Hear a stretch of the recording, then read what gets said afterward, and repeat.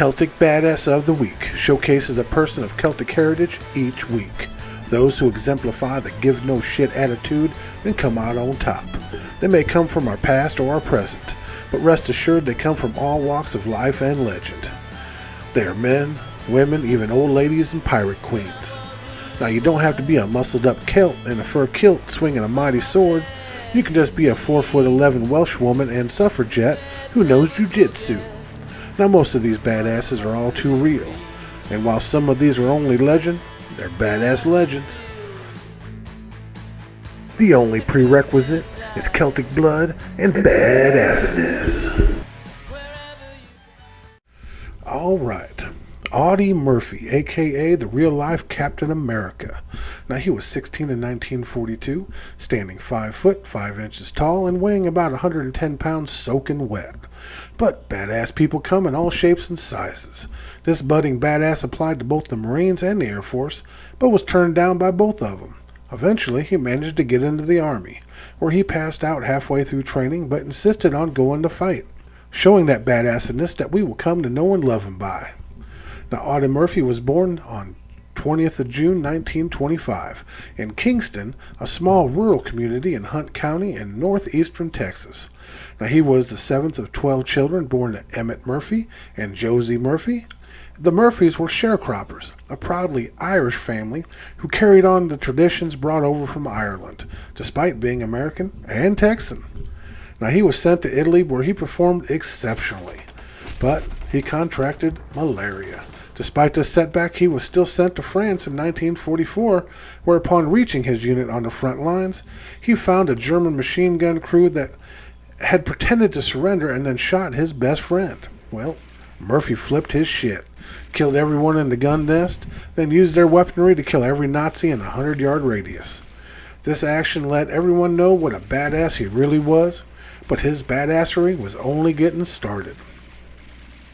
Now, on January 26, 1945, Audie Murphy and some 40 U.S. troops sat shivering in frigid, snow-covered clearing near the Alsatian town of Hotzwiller.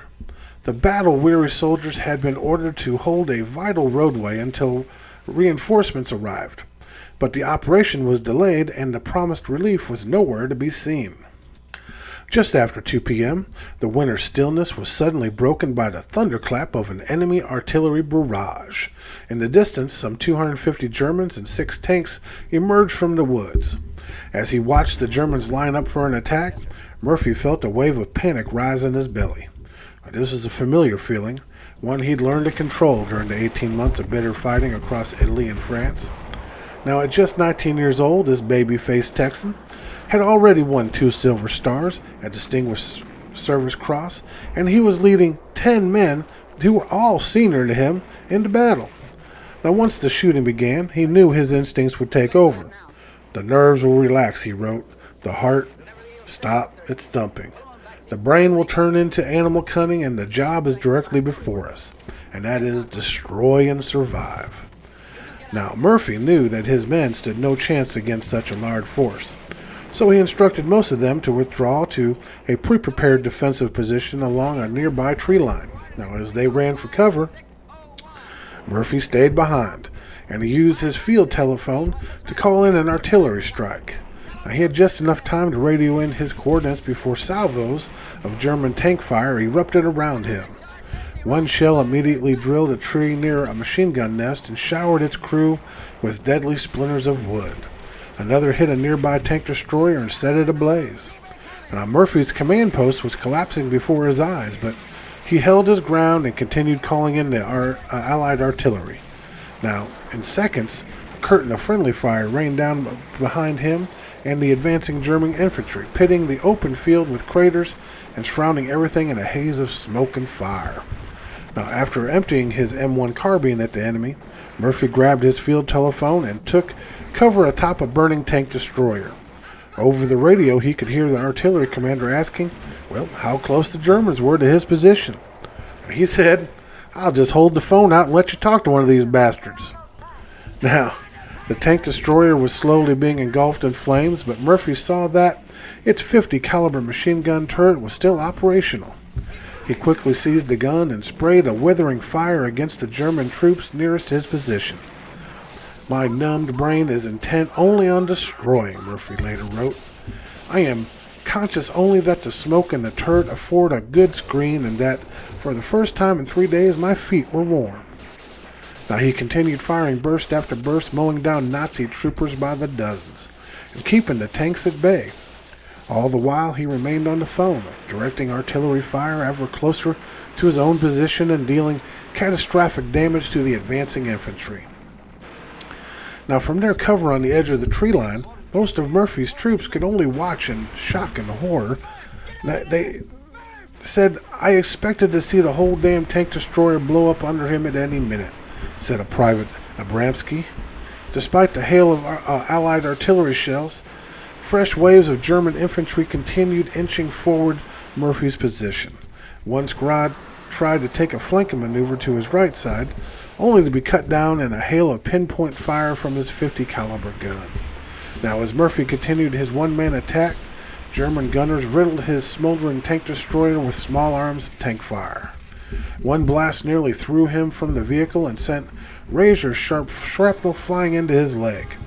But being one tough little son of a bitch, he shrugged off the wound and kept on fighting.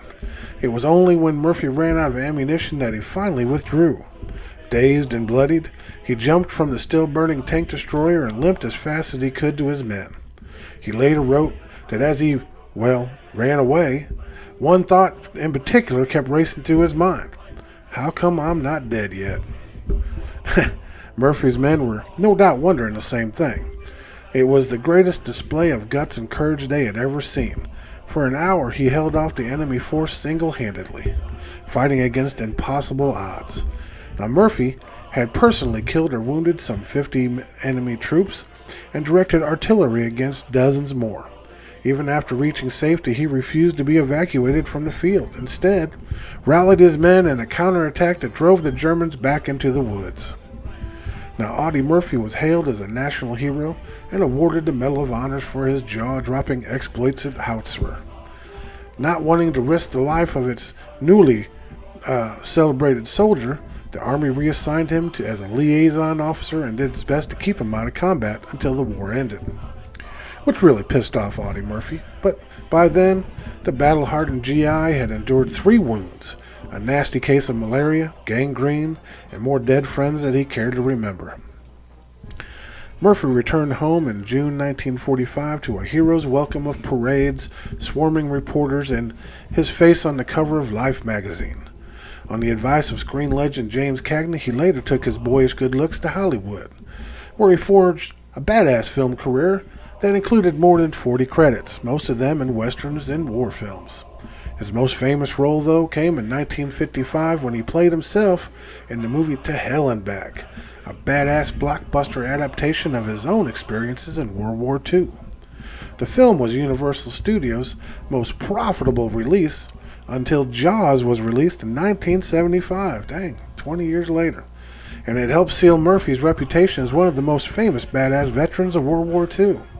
But despite having won several dozen medals for valor, he always resisted attempts to label him as a hero. That's what badasses do. Bravery is just determination to do a job that has to be done, he told reporters. "I just fought to stay alive like anyone else, I guess." Dude, that's badass.